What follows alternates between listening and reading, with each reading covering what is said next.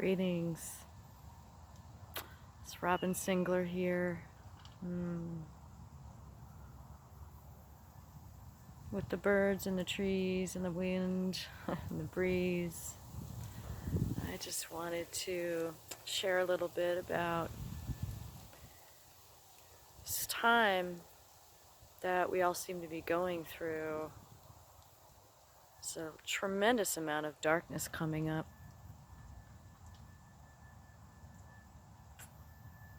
And everyone I talk to, it's being fully flushed up into awareness.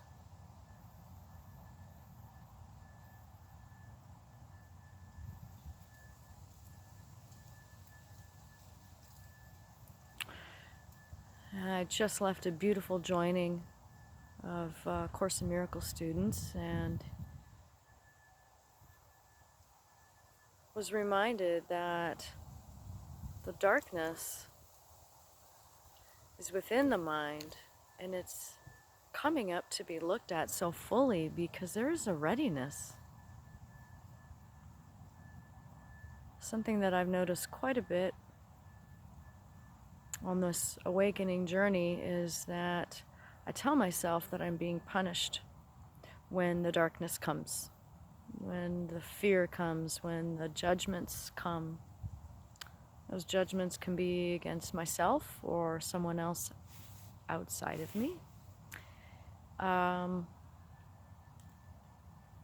Thoughts of worthlessness. There's a deep worthlessness and unworthiness that is in the mind to be healed, to be really released and let go of. And so when this darkness comes, these fears about, can I really be loved? Am I really worthy of love? Love that doesn't end, love that is not conditional. Can all the parts of me really be loved? There is a persistent temptation to look at these questions and these feelings that come up of desperation and being lost in the darkness. It's very tempting to believe the idea that this experience is there as a punishment because I'm guilty. I'm guilty for having the thoughts. I'm guilty for feeling the feelings. I shouldn't feel this way. I'm supposed to be happy. I'm told that the awakening journey is about love. It's about uncovering love. And so what covers up the love, what covers up that unconditional love and the emotions that go with that, calmness, restfulness, joy, certainty, when those aspects aren't present in my awareness, I can fall easily into the trap of judging myself and believing that this is happening because I'm being punished. Something has gone wrong on the journey. Oh no, I've taken a wrong turn. Oh no, here's this darkness. I shouldn't have the darkness, and so on. And it's very clear that this is just another ploy. This is just another trick of the monkey mind, the ego mind, the separated mind, to just stay in the darkness and not look at it appropriately. And so this reminder today of looking at the darkness with a flashlight, the flashlight of spirit, the flashlight of intuition, of that deep inner knowing that's in all of us, in our minds and in our hearts. That is the task. So when I look by myself and I believe my judgments, that the darkness shouldn't be there, it's supposed to be different. In other words, when I am not accepting what is coming up for me to look at, those temptations seem very real, and it can be a very painful process to go through.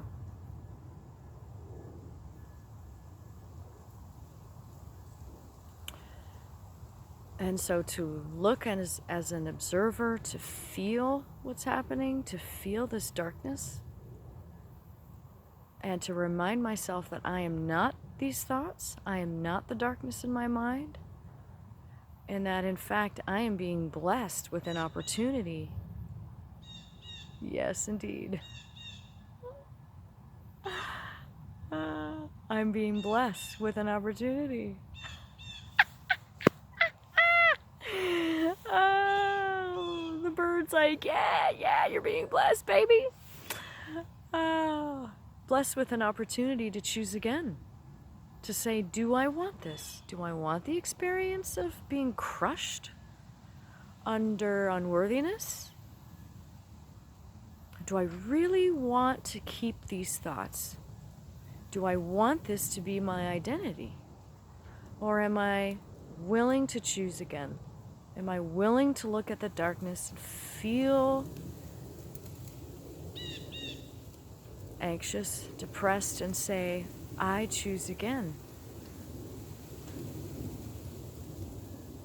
Am I willing to reinvest my mind's attention on a higher perspective that allows me to look with detachment, to look on it with love, and to choose to let it go? It does mean that I need to let go of the opinions and the thoughts, the agendas, the preferences that I have about what things should look like in my life and in this world. It does mean that those preferences need to be laid aside. It does mean that I need to be willing to be wrong. Not in some existentially wrong way, but I just need to be wrong about my beliefs. And to recognize that my beliefs actually hurt me. When I have a preference about what my life should look like, what somebody else should be doing, what they should be saying, what they shouldn't have said, what my body should feel like and what it should look like, those thoughts block me from peace. They block me from the healing. And so I am being asked to let go of what I think is important. Yet as soon as I'm willing, as soon as the willingness is embraced, as soon as there is an opening in my mind, I'm really tired of feeling this way. I'm really tired of being the darkness, being the fear, the worthlessness. Worthlessness is here, unworthiness is here as an idea, and I'm willing to see it differently. I'm willing to think differently. I'm willing to take on another belief to replace this belief. And suddenly a gift will come in, a phone call, a bird will start chirping, an idea, a song will come into the mind. Those are all messages from beyond my own awareness. Those are all messages for me to help me learn and help me remember that I am a student in a classroom. I don't have to be a professor. I don't have to be the master. In fact, I can't be. And so when I'm in a limited perspective and I'm willing to just give up my own ideas, opinions, perspectives, agendas for how things should be looking, including how Robin's supposed to be looking, that is where the gift is invited in. The gift of release, the gift of freedom, yes, and the result is joy. The result is a lightening of the mind that can be felt in the body. The body can have amazing experiences. I had an amazing experience today in a McDonald's where I realized that simply by being wrong about the music that was being played in the restaurant, simply by saying, yes, I am willing to accept the the music. I'm willing to accept the dirty tray that my food was on. I'm willing to accept that I'm eating fast food. I'm willing to accept that my coffee could have been different. I'm willing to just say yes to it. Suddenly this joy was able to be present instead of this rigid experience of being in conflict with what was there in that moment, in that scene. And it's profound. The mind shift is a profound experience that awaits me in every moment. And suddenly what felt conflicted and constricting and guilty, felt guilty for having those judgmental, silly thoughts about music and food and dirty surfaces in a restaurant, the way I was treated, the way the cashier hardly recognized me, had no effect. All of that experience of contraction and conflict and upset just flew away, and I was so happy and tapping my foot to the music, and all these beautiful images came into mind, and it was just amazing. Just amazing. And yet nothing happened. All I did was have breakfast at McDonald's. So in form, it seemed like nothing at all. Very mundane, very ordinary. I didn't have to go to some silent retreat for 3 weeks. I didn't have to cling to a crystal or a special rock. I didn't have to go to a special place. I didn't have to wear special clothes. Believe me, these clothes are not special.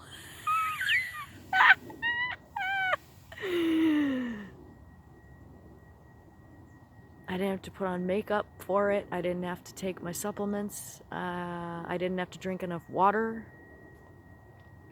I didn't have to sit in a certain way or talk to a certain person. No special circumstances were required. Somehow, the wise, knowing part of my mind, and I know I didn't do it, Robin didn't do it, she had nothing to do with it. Somehow the wise part of my mind was able just to sweep in and use the little bit of willingness to transform desperation and guilt into just joy and hopefulness and elation and fun.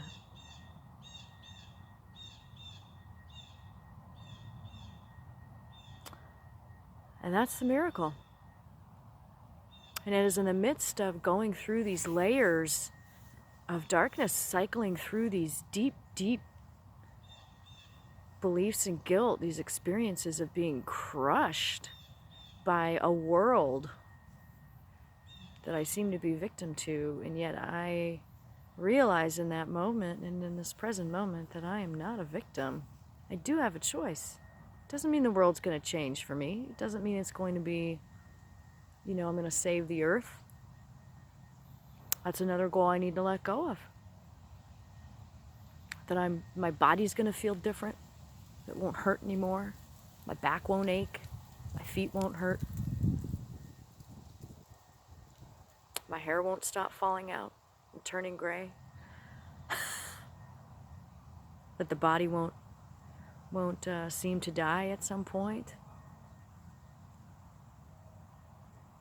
And so the goals of the world just pale in comparison to just the feeling of present expansion and freedom. It's just simple joy, just simple contentment. Uncomplicated, unencumbered by analysis, by the need to figure it out, or even the need to hold on to it. I feel very content here in this moment, sitting in this little area I found at the side of the trail here in Pleasant Prairie, Wisconsin. Pleasant indeed. And so the darkness is here as a gift to be given away, not to be kept. So these cycles of darkness are just bringing forth opportunities to lay it aside and let something else come in. So there's no need for me to be afraid that the darkness is going to come back in. It will. And I'll be able to choose again when that time comes. And I see that there's a deep call to let go of the need to abuse myself. I don't need to abuse myself. I can, as long as I need to. But it's not necessary. There's no need to abuse myself by taking on certain behaviors. There's no need to feel guilty about behaviors. If I feel I need to act out guilt, I will. When I'm ready to let go of the guilt, and the behavior will cease. The behaviors for me are eating in a way that I don't feel well, smoking cigarettes, and so on. Exhausting myself so I don't get enough sleep, staying up too late, things like that. Too late just meaning not allowing myself to rest when I feel rest is required. That's a popular pattern for me. It's beautiful to see that interpreting my own behavior and the behavior of others is just another way to block the healing. It's just another way to block the love. And I see the the lights coming into the frame here. I love it. I love it. The image of myself making a video is being obscured by light. It's being taken over by light. That's gorgeous. I love it. That's great. A beautiful symbol.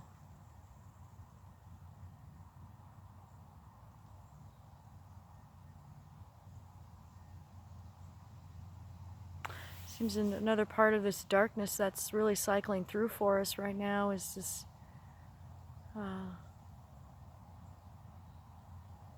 this belief that suffering has to take place in order for healing to occur.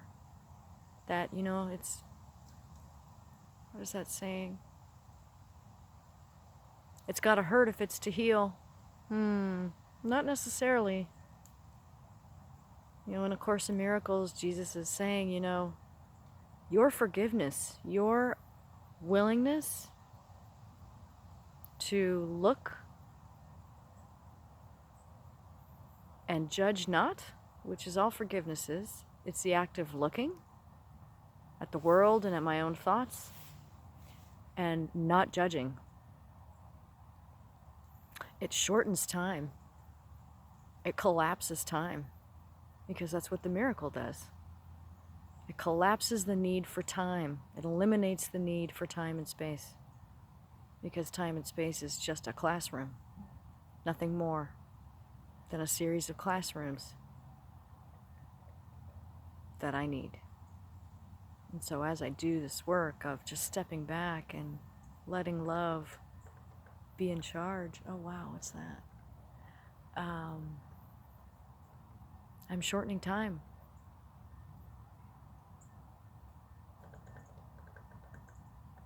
Wow, what is that? Wow. There's like a sapsucker right above me. Wow. All of a sudden there's all these birds coming into this little area.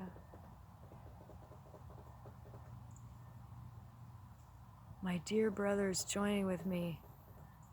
My dear, dear brothers joining with me, just as you are. Say, yes, we can forgive. Yes, love is real. I am not the victim of the world. The world is there as a teacher. It doesn't require condemnation. It doesn't justify judgment or abandonment. It is asking to be forgiven for my own sake and for the sake of the truth. to be recognized, the truth that love is real and that love is very justified. Love is the reality that we live in truth. And so there's nothing to fear as this darkness comes up. There's nothing to fear as this darkness comes up. And we can continue to remind each other, remind ourselves that it's there to be forgiven, and we are safe as we continue to go deeper and deeper into the mind. We are safe. Very safe, very held and supported. As we dare to look within the mind and stop blaming the world, and stop blaming our family and our friends and our animals and our bodies for being the cause of it. They are not the cause of suffering. My choice to judge is my cause of suffering. And so I choose again today. And I welcome you to join me in stepping back and looking on devastation and letting ourselves be reminded that it is false.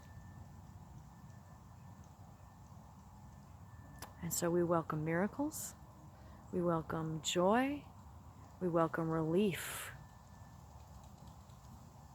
from the darkness that keeps flushing up, until all the darkness is dispelled and we are only aware of light. That is the goal.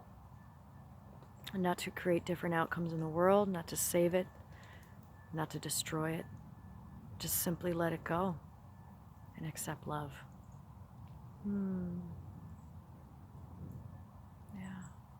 So thank you so much for joining with me and sharing this time with me. Thank you, Holy Spirit, for inspiring this sharing today. Thank you for holding my hand as this darkness is flushed up, this guilt, this belief in death, this belief in separateness. I am willing to accept the truth of who I am. I am willing to learn how to be happy because I am loved, because I am not a victim of the world. The world can have no effect on me unless I choose for it to do so. And I choose love. I choose to observe the world in a state of loving compassion and non-judgment. Now I'm willing to accept help. And I'm willing to admit that I'm wrong. I'm willing to be a happy learner today. Thank you so much for joining with me. I love you. Have a beautiful day.